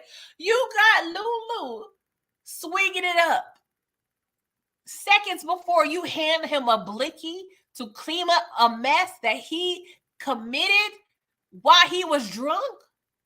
So you didn't think, oh, let me go here, sober up my brother, make him some coffee, tell him to sleep it off. Like, or even, I wouldn't even been mad if Marvin would have did it, but we know that's not what we're trying to do with Marvin right now. But at the same time, we are lucky that this went successful, because it could have went horribly wrong. Okay, horribly wrong. We let drunk ass Lulu complete a hit by the great. I can't believe I'm about to say this, but by the grace of God, we was able to complete said mission. So drunk ass Lulu went over there and knocked his behind over to Chantel's house, apologized before he murked her. Knocked her wig off. And then proceeded to walk out the front door, the same front door he entered, and slowly walked back to said getaway vehicle. And I pray for Lord that the citizens of the south side of the Jamaican Queens is not looking out their damn windows when they heard and said, I don't know. Like I said, I've never been in a drug organization, but I believe in the back door method, okay? We over here murking people and walking out the front door. I don't care if it's 10 o'clock at night. I don't give a goddamn what time it is. I'm not about to murk you and walk out the front door. And then, to make matters worse, which poured on my poor heartstrings, we do a slow creep past said home, okay? And who do we see? Who did we see in the window? The ghost of little Scrappy. Oh Lord, I can't deal, you guys. I can't. That was the most saddest, depressing. If y'all look at Lulu's face, like Lulu has officially left the building. He's completely checked out. Lulu is just right now, he's just a physical vessel. I feel like this last move, Lulu, he's definitely he's gone. He's checked out. Because if he's still suffering from D-Wins and Scrappy, and he just deleted Scrappy's mom, like he's not gonna be able to handle this at all. At all. Like he's definitely been pushed up on a sick and shut-in list. Because there's no way you can tell me that Lulu is going to be normal after this. I'm sorry. He's not. He's not.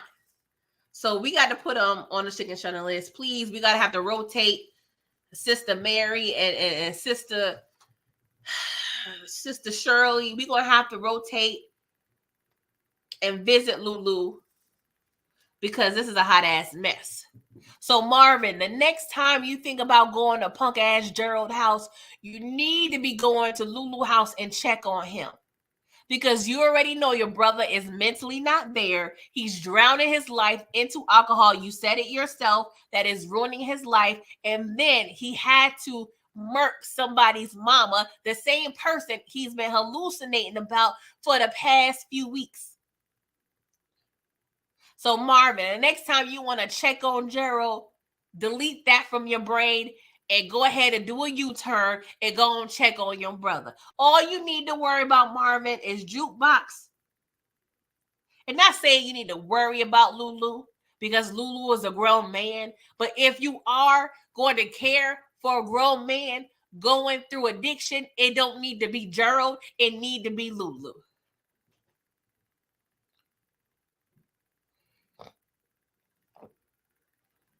I'm nervous, y'all. Who would have thought season 1 that Lulu would take such a turn? But I must say this is good storytelling in a sense because we are seeing the ugly and the dark side of living said life. It's not all glitz glam. You know, Unique made the job look very much beautiful and the nice furs and a nice, gold dookie chains. Like it was all cute. But now we are seeing the dark side of said occupation. And I'm nervous. I'm not even going to hold y'all. So if something happened to Lulu, even though Lulu has been doing a lot of questionable things, y'all going to have to check on PG because I don't know if I'm going to be able to. I don't know if I can soldier on you guys. I don't know if I can handle that. But it is what it is. I understand we have to evolve, putting Kanan more and more in the forefront, and we're going to have to start trickling down, and the Thomas siblings is going to have to, reach their fate at some point. I get it, but it's still tough to watch. I'm not even going to hold you. But y'all, that was pretty much the episode. It was very much good, okay? I don't know. I'll probably give it a 9. Let me know what y'all think. What number rating would y'all give it? Let me know. Oh Lord, I don't think I missed anything else. I think this is pretty thorough. I mean, if I missed something, God damn it, I'm sorry, y'all. I'm trying to get y'all out of church within 2 hours, okay? I know it's a game or something going on. Or I think we're in the playoffs in football, right? I don't watch football, so I don't know. But let me see what y'all saying in the comments before we get out of here. Inga, you give it a 9. DeMarcus, 8. HEAH, 8.5. Samara, 9. Dow M for Movies, 8.7. Okay, she's giving Keith Lee ratings up in here. I give it a 9.234. HEA, thank you. Detroit, 8.5. Steven, a 9. Booby, 9. Okay, we doing good. I don't see nothing less than the 8. So that means we're in the right section of the library, boys and girls. Well, maybe not. Big Wolf, you said a 4. Big Wolf, I love you down, right? Don't get me wrong. And I'm not going to argue with you about your rating. But I am inclined to ask, what gave it a 4? Like, what what was wrong about it to you? And like I said, I'm not arguing your opinion. That's exactly what an opinion means. But I'm just curious of what happened in this 15 minutes of cinematic energy told you that it was a 4, that it was unsatisfactory. I'm just curious. I just want to know. Inga said, I don't know. I feel like Big Wolf is telling the truth. I mean, he's a writer. He's written books. So he definitely has a different lens in terms of, how he view things. But I still want to know. I want to know. Yeah, I ain't gonna lie. The one thing that did really irk my nerves is really petty is the body double of Chantel when she dropped to that floor. Oh Lord, now we got a whole nother. I don't know. I may be inclined to do another live later on in the week because I have follow-up questions. Not really like a prediction live, but there is kind of a series. I know it's late, but it's a series I want to start for the remainder of this season. I don't want to give it out because maybe people like stealing ideas and stuff. So I don't want to put it out just yet, what I want to do, but just keep your eyes open in the community tab because I may have a follow-up live before the next episode. Mr. Beer Fact says, send him a link. And the people want to hear you, Big Wolf. So I don't know, Big Wolf, if you want to go ahead and come up on a live and explain yourself, the people want to hear you. They said they okay being in church for another 15 minutes or so. Because some people want to know. So let me know if you want the link, my brother. I'm not putting you on the spot, but I'm giving you that option. Q Biz, what's up? You said, is it me or was the episode made up of a lot of shorter than normal scenes? I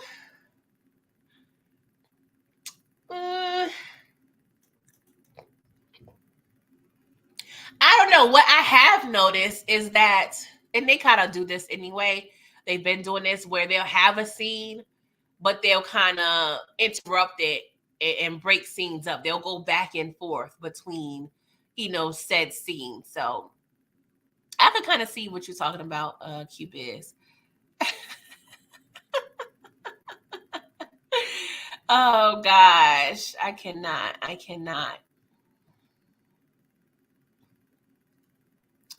Young Champ, you say you want the link? Okay, well, this may be a first, you guys. I'm gonna go ahead and send the link. Hold up, let me go ahead. I don't normally do this. But I'm gonna put the link in the chat, and we gonna see what happens, child. So I'm just, PG don't normally. The church program is normally closed. But if you need to come up here, I'm going to give you a couple minutes. We can't stay too long. But I'm going to give, I don't know. The experimental spirit is come across the podium. So I'm going to give you whoever. I ain't saying as a guest pastor, but at the end of the church, when they ask if you want to give your life to the Lord, you want to, I'm just giving the people. You're not coming up. You're not coming up and pastoring. We got to vet you for that. But yeah, we definitely doing altar call. Sorry. Oh Lord, we doing an altar call. So whoever, before we conclude church this Sunday, I'm gonna give y'all. What time is it? I'm going to give y'all to 1 o'clock. Okay, you got less than 3 minutes to run your ass from the back pew to the altar if you got something to say. All right, hold on now. All right, got somebody coming through. All right, Young Champ, is that you? I can't hear you, Young Champ. I'm gonna give him a couple minutes. Detroit said, "Hurry up! I need brunch." Young Champ, I may have to. Maybe you have to come out because I can't hear you. And I don't normally do this, so you must be, it's a special Sunday, you guys, because PG don't be doing this at all.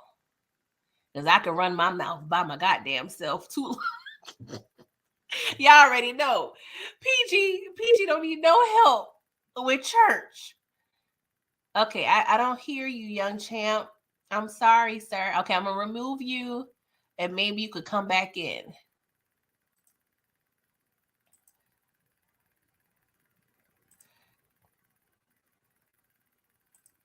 All right, try to come back in. Inga said, stop playing games on my stream. I feel like he has good intentions. And he paid his tithes and offerings, so I'm definitely open, okay? He's new to church. I don't think he's been a member for too long, but hey, what we doing? Oh, gosh. Now, the people will kick you out, young champ, if you start acting crazy, all right? Oh, gosh. Let me see what y'all saying, because I'm going to give young champ one more minute. One, not more. One more. M-O. One more minute. Because Pastor need a nap. Sister done made a good meal in the basement, so we got to go. We got to go. Stephen Harris. Maybe I'll have to have an altar call on a different. Maybe we need to just do a Bible study on Wednesday. Speaking of Wednesday, I am picking back up my OG Power Live. So we will be discussing season 5, episode 9 on Wednesday at 8:15. And then we'll do the finale, episode 10, next Wednesday. Because I'm trying to get season 5 of OG Power out of here, because what I plan on doing is doing a rewatch of BMF.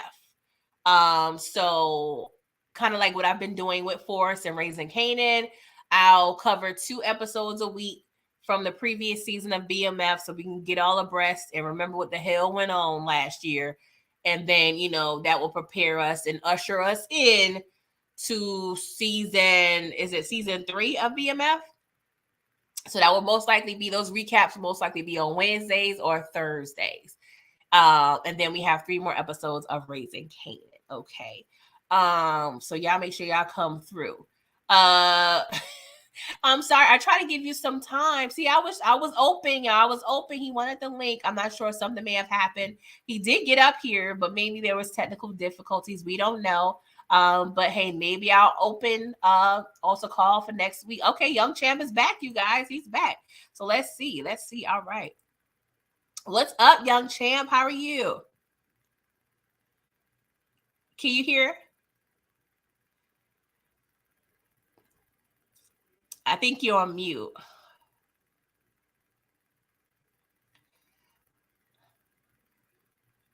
I'm sorry. Deacon Johnson left. He was the head of the technology department, so he can't help us. But yeah, I do see you are on mute. Hold on. Okay, look like you're off mute. Can you hear? Try to say something.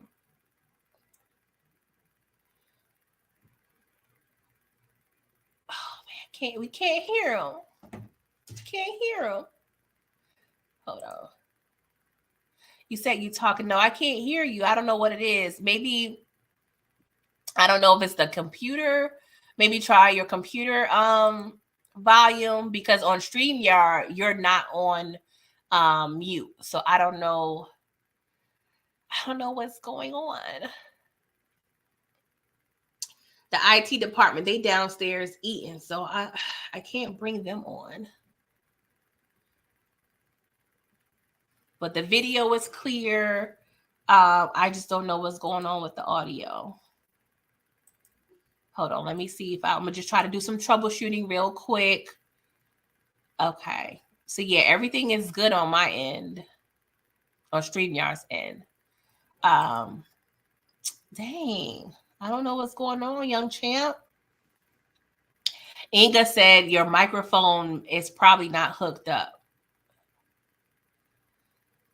Yeah, he's not mute on my on StreamYard, Moochie. I can't, David Williams. We not doing that up in here. Okay, he said he having an okay. Okay, we'll give you like 30 more seconds.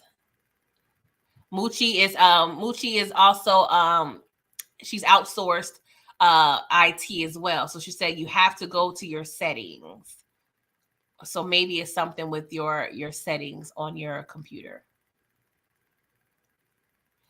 It's okay, guys. We got to have patience, okay? The Lord equals patience. Young Champ said, tell Moochie he loves your show, Moochie. So he's showing you love in the private chat.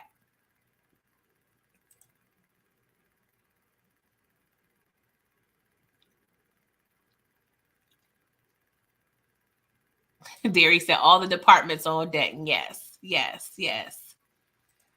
Give his audio permission. I checked everything, Moochie. I did my due diligence.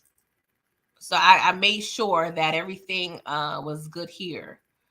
So I don't know. So I think he left. Hold on. Yeah, I think I'm sorry, Young Champ. I really wanted to try to have you on, sir, but maybe it wasn't meant to be. You know, sometimes the Lord don't make mistakes. So maybe, I don't know. But you are welcome. But, you know, maybe, I don't know. It wasn't meant to be. Maybe you could try next week or when I go live in the middle of the week. But we appreciate you, Young Champ, for your support. You guys, thank you so much. Yes, Inga, next Sunday may be better. Because we already been here for 2 hours. Y'all already know PG could go Cat Williams numbers, okay? We could be over here just running our mouth and talking cash shit for 3 hours, okay? Shout out to my birthday live. We was there for over 3 hours, okay? Please check that out. Thanks again for everyone supporting me for my birthday week. It's still within a week of my birthday, so y'all already know I'm still celebrating up in here, okay? So I appreciate y'all for supporting the channel, supporting me. Young Champ in the chat, you said, "All shucks, I'll try another stream when you on. I'll troubleshoot beforehand." Okay, great. That's awesome. But it was good seeing you, Young Champ. I appreciate you. Thank you again for the Cash App earlier. That's definitely appreciated. So yes, try to come through. You know, we here every Sunday. All right, 11 a.m. Eastern Standard Time. Thank you, Inga, for the birthday wishes. But yeah, I guess it's time to go. Okay. Yeah, we celebrate for 30 days. I mean, the whole month of January. I mean, don't get it twisted. Don't get it twisted. We over here still celebrating, okay? But I'll see y'all on Wednesday. Again, I may reveal another show on my channel revolving around Raising Kanan. So stay on the tune for that. Of course, February, we'll start recapping BMF again so we can know what the hell is going on. Inga, you said who's cooking for dinner? We're going out for dinner because, like I said, PG still celebrating, okay?